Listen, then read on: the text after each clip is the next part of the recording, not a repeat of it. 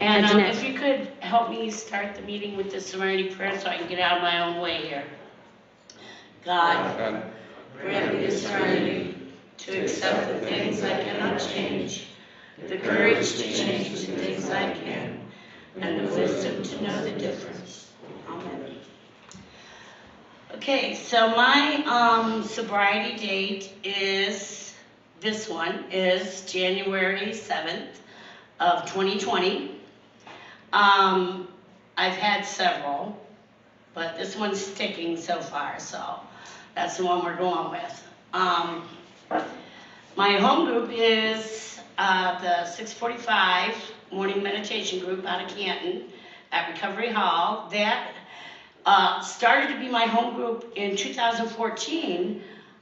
They started that meeting March 1st, 2014, and I was there. I was gone then for several years after that, but I was there that day. Some of the facts, this is my first lead, so if I, fumble or whatever, just bear with me, I'll get there. I am the middle child of 3. I have 2 brothers, one older and one younger. And we were raised in the church pretty much till I was 10 or 11 years old. That's what we did. We went to church Wednesdays, Sundays, Sunday night, and there was no drinking in my home when I was younger. There was no, we were a Christian family. My parents were youth group leaders, and we had a pool table, and the youth group came, and we had, homemade pizza, and it was a good childhood, for the most part. I am only going to mention this once. There was some abuse when I was young of a sexual nature, and I only mention this because a lot of alcoholics and addicts have trauma such as that we have to deal with when we get sober. And I have a friend who is a professor at one of the colleges, and I don't know if he's retired now or not. The COVID thing hit and his college shut down, but it's open now, but he's not there. So I think he might have retired. But anyway, he had a class on addictions, and he taught a course on it, and I went there several times to be interviewed by his students, and you saw a lot of abuse with alcoholics and addicts, and so I'm not going to dwell on that. I just am a survivor of that. But my family had a secret, and when I was about 11, I found out that secret because I was transferring from elementary to junior high, and I got to junior high, and they said, you can no longer go by Norman, which was my last name. I'm not worried about my anonymity, because your father never adopted you. And I'm like, what do you mean? My father's my father. My father was not my father. He was my stepfather, and I had a whole other family. And like 6 months after that happened, my father and my mother got divorced, and my little brother stayed with my dad, and my older brother and I went with my mom. And my mom had a nervous breakdown. And that began my drinking and drugging. I was about 12 when I took my first drink. And I didn't know who I was anymore. Like, I had to change my last name. I no longer had a family. My mom worked all the time, and it was just me and my older brother. And he drank a lot. And when I started drinking, I was accepted. I was warm. I started hanging out with people that were older than me, and I found my group. I found a niche, and they didn't care who I was. They just cared that I liked to party and I could party hardy and, you know. I never looked at those things till I, you know, started to get sober. I had a lot of resentments, I'll tell you, because I met my real father after that, and my real father he passed in 2004, but he was 6'4", 350 pounds, and tattooed all over, and he rode motorcycles, and he drank a half a gallon of whiskey every day, and so that was easy for me to hang out and go stay at Dad's for a week or whatever, and it was fun, and he lived up on Lake Erie, and, you know, we just partied, and so from the time I was, like I said, 12 till I was 54 last year, that's pretty much what I did. There were a few times that I tried to get sober. The first time I went to rehab was in '94, and I went to, what do they call it? The Deliverance House. It was on Walnut then, and I was pregnant. And I had a baby when I was 21. My first son, Curtis, he's 32 now. And then I was pregnant in '94, '95, and so I went to the rehab because, like, back then, welfare might take your kid if you got drugs in your system and stuff. And so I was, I'm like, I'm gonna go to rehab. I'll get sober and be clean when I give birth. And it lasted about that long.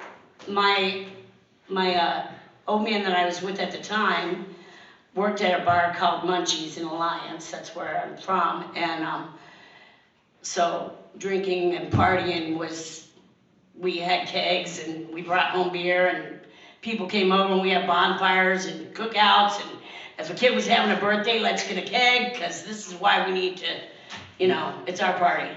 We'll have a cake for the kid and maybe a trampoline, maybe a swimming pool, but we're having a party, you know, and that's the way that went, every kid's birthday. It's funny because a couple weeks ago, or a couple months, I don't remember, I'm trying to think along the train of what I'm gonna jump all over, I'm sorry. Anyways, my son was supposed to be coming to our rehearsal dinner. I just got married April 3rd. My son was supposed to be coming to our rehearsal dinner one night, and his old lady told me that he had to go to a baby shower that day. So I called him and I'm like, you can't come drunk to the rehearsal dinner. He's like, Mom, it's a baby shower. I'm like, yeah, I'm telling you, you can't come drunk to the rehearsal dinner. It's funny because a baby shower would have been a reason for me to get drunk. You know, hey, you're having a baby, let's get a bottle. But yeah, he wasn't planning on drinking. He's like, I'm just dropping off presents, Mom. We're not partying. I'm like, okay, good. You know, and my kids aren't big drinkers. They lived with that. You know, and they don't drink. They're not big drinkers. They both smoke weed, and they probably, you know, helps them cope some with what they have to deal with. But at any rate, so I went in '94, '95 to the rehab, and it lasted about 30 days. And I don't remember them mentioning steps. I'm sure they did. I don't remember that. They had a place called Soda Pops then, and we would go there and go to meetings, you know. And I guess it was a bar. It used to be a bar, but that's where you go to have meetings back then. And so I had my son, little Victor, and then 2 months later he passed. And so I stayed drunk pretty much for 6 months after that, except for the day of the funeral. I didn't drink that day. That was God doing for me what I couldn't do for myself. I was present that day. But ever after that I wasn't. And so I finally decided, okay, I'm gonna go back to the rehab. And I can't live like this, you know, and that didn't last more than 30 days either. I never made it more than 30 days. It's funny, but it never took, you know. I was young. I was in that lifestyle. My old man was still working at Munchie's. We went to bars, we drank, we did karaoke. This was, it was how I grew up from the age of 12. Everybody I knew drank, you know, except for my mom, but she worked 4 jobs, so she was never there, you know. And it's funny, a lot of things happened in those years that I didn't acknowledge. And until you get sober, you don't think about those things, you know, and then you do a 4-step, and you kind of have to. And I did my 4-step last year, right after the closing, you know, when they said everybody stay home, shut down. And I didn't think I was going to make it through that. And my sponsor that I had at the time was exactly what I needed, because she would not accept my bull, and she would not, she was very strict with me, which is what I needed at the time. And I'm like, I'm not doing a 5th step unless she was self-quarantining. I'm like, I'm not doing a 5th step unless we're face to face. And she's like, oh yeah, you are. You're gonna pull in the parking lot across the street from my house. I'm gonna sit on the porch, and you're gonna sit in your truck, and you're gonna read me your 5th step. And I did. And I made it through it, and I didn't die, and I didn't drink, and I didn't use. I went in 2014 to try and get sober, and I had a lot of resentments, as I have said. And I knew when I was going to get sober that I couldn't go anywhere around here. Because every time I went to the deliverance house, I'd last 30 days and I'd call somebody, come and get me. I'm not staying. This is bull crap, you know.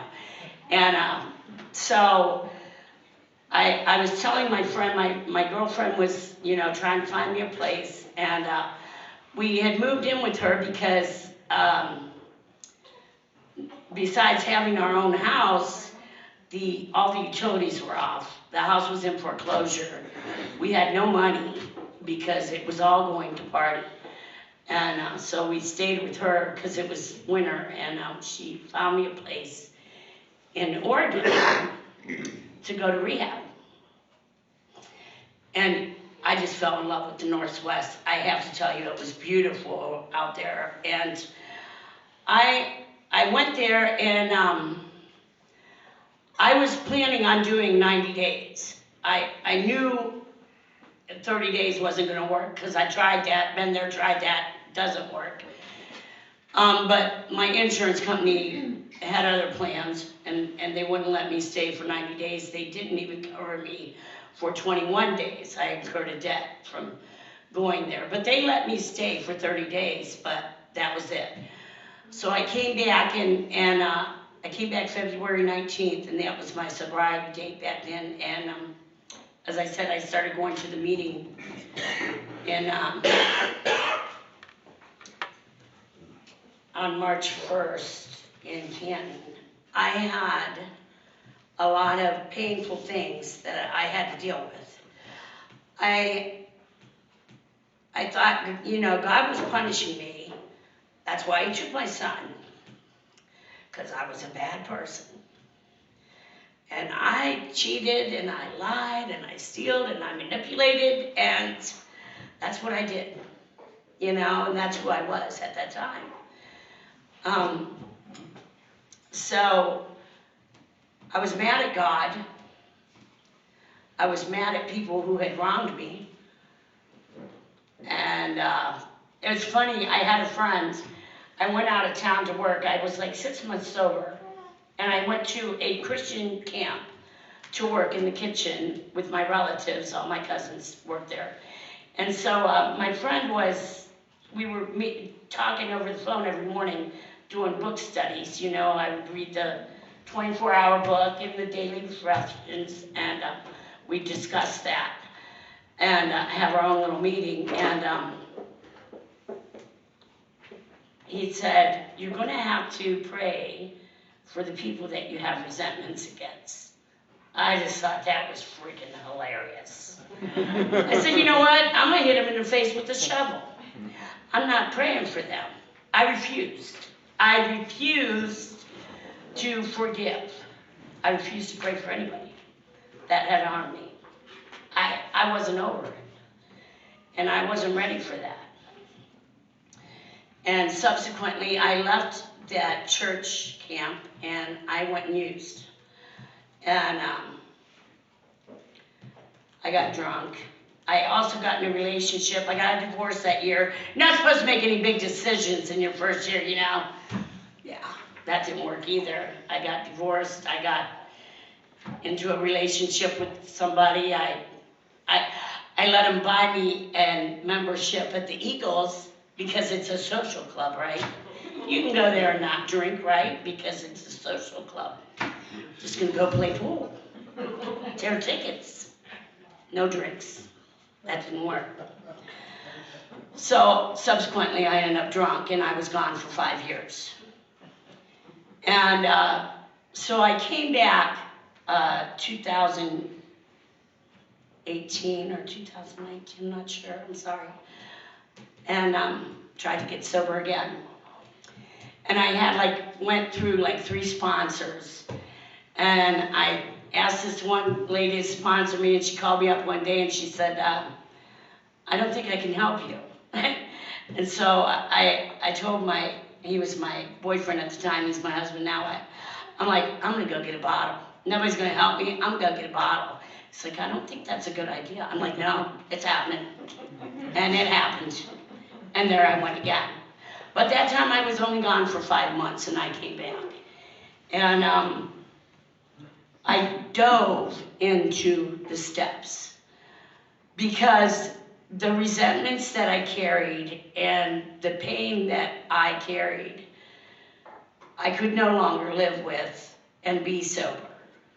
And I knew that. So I'm like, okay, I'm gonna do it. God, bless those people, those that have wronged me, may they have health and happiness. And I did it every morning. And I did it for months. It took more than 2 weeks. It was suggested 2 weeks, but at 2 weeks I still want to hit him in the face with a shovel, okay? So it's going to take a little bit longer. But, and I'll tell you, I had my father, my actual biological father, whom I met when I was 12 or whatever, he had passed in 2004. And my resentments against him were so bad. It took months. I still question to this day whether or not I've fully forgiven him. And he's dead. It don't matter to him. You know, he's been dead 16 years. He doesn't care. You know, but for me, finding some kind of peace in order to stay sober, it had to be done. I could no longer harbor that kind of hatred. It was a sickness in my soul. And more than drugs and alcohol, that sickness and that poison that I carried was more detrimental to my person than any drink or drug I could have taken. Because I did not have peace of mind. I could not find serenity with all that hatred in my soul. It couldn't be done. You know, I tried being sober and not forgiving. It lasted 6 months. And, you know, like I said, health and happiness, I prayed for months. It's freaking hot in here. Is anybody else hot? Hot. I mean, they're reaching up from hell right now. Okay? Y'all, I need my fan. Anyway, yeah. I won't say I do everything perfect, but like I said, I dove into those steps. And I dove into forgiving, and I prayed, and I still pray every morning for those that have harmed me to have health and happiness.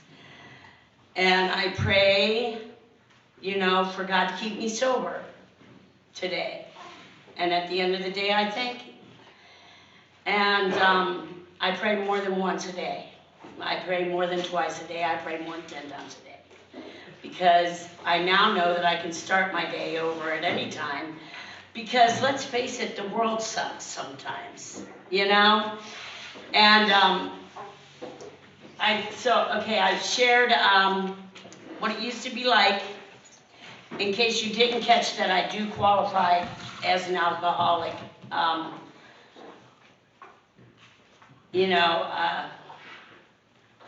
I used to leave school when I was 15, and I was in high school. I was in 9th grade, and me and this friend of mine, Teresa, we would leave school at lunchtime. We'd buy a fifth of Jack Daniels and a case of beer, and we wouldn't go back to school. But we would drink that fifth of that case of beer. It lasted for like 5 months to get that. Till I puked one day, and she wouldn't party with me anymore after that. I don't know why.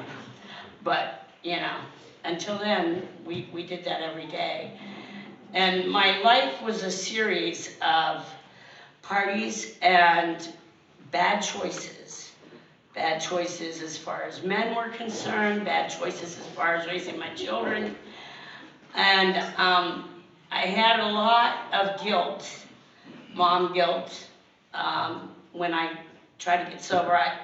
One of the people that I had to pray health and happiness for was myself.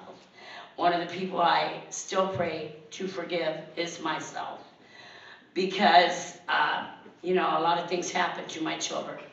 I used to open a can of beans and give them to my daughter as supper. And that's not a lie. That's the truth. And, you know, every money, every day, every birthday, it was drinking. And it was drugs. And it didn't stop. And you know, fortunately, my daughter's been to so much counseling, I now call her for counsel. She's 23, and she gives me great advice, because she's been to counseling a lot. And, you know, but my strength comes from my higher power today. I have a relationship with my higher power, whom I choose to call God. And He's shown me that I can make it through things without drinking. You know, I've been sober now, was it 18 months? Not 18, 16 maybe. At 6 months sober, I found my ex-husband dead in his house. Now, we were friends, and we were roommates, and then we had moved out. My husband and I had moved out probably 4 or 5 months before that. But we would go by and check on him because he was a real bad alcoholic and he wasn't able to take care of himself. And I went there one day and found him dead in his house.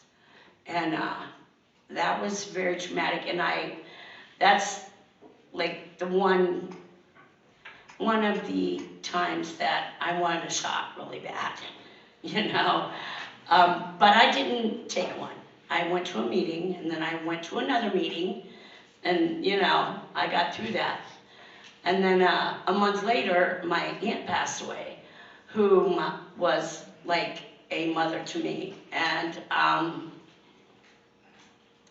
had a job, and I deliver pizzas. And so I was at work, and I went out to the car, because I left my phone in the car all the time. And my mom had called me, and so I called her back, and she said, well, Aunt Grace is gone. And I kind of had a meltdown, but then I got it together. And I drove home, and Dan drove me to the hospital, and I was able to say goodbye. And that was my mom's sister, and my mom had COVID at the time and couldn't go. So I was able to do that for my family.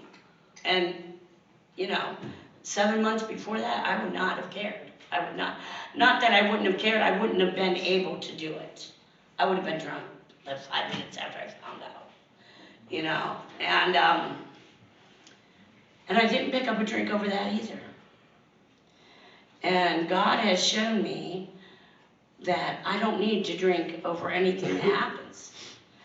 And if I do pick up a drink today, it's because I made that choice. Not because of anything that happened to me in my past. Not because of anything that anybody did to me. Not because of anything that I've lived through. Or that can happen. Or somebody I lose. It's a choice. I'm sober long enough now. It's not in my system. It's not doing anything for me anymore. So that's a choice I make. And every day I choose to stay sober. I choose to stay sober and share my experience, strength, and hope. In the hopes that somebody that loses a family member or loses a child or suffers any kind of abuse knows that it's not an excuse to drink. You can get over it. You can pray it out. And your higher power will help you. And he will carry you. I was talking the other day, last week, with somebody, and I was like, you know, I thought about suicide one time. After my baby had died, I thought about suicide.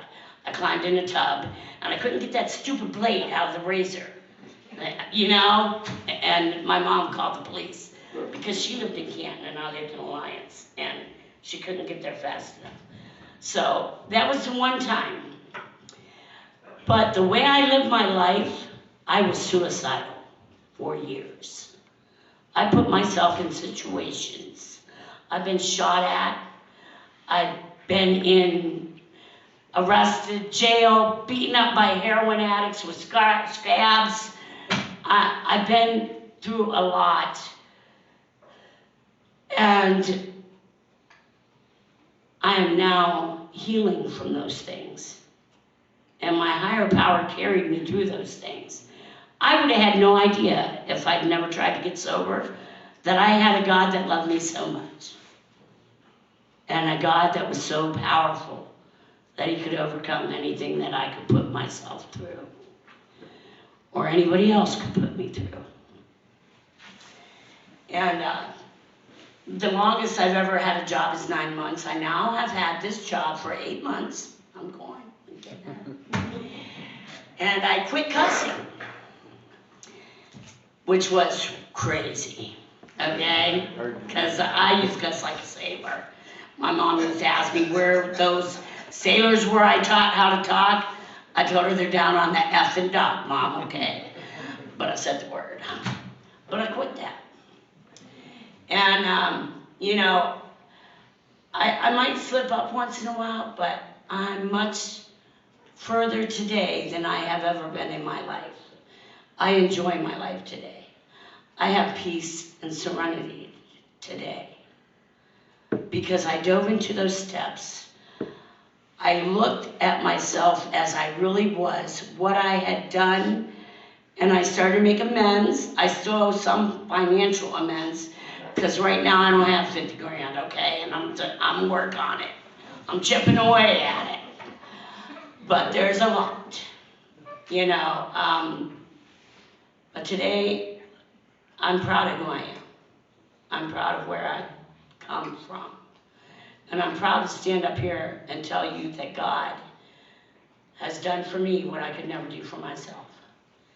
And he can do that for you too.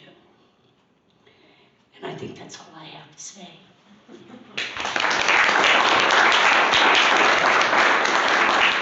I gotta stay up here. You gotta stay right. Oh, no.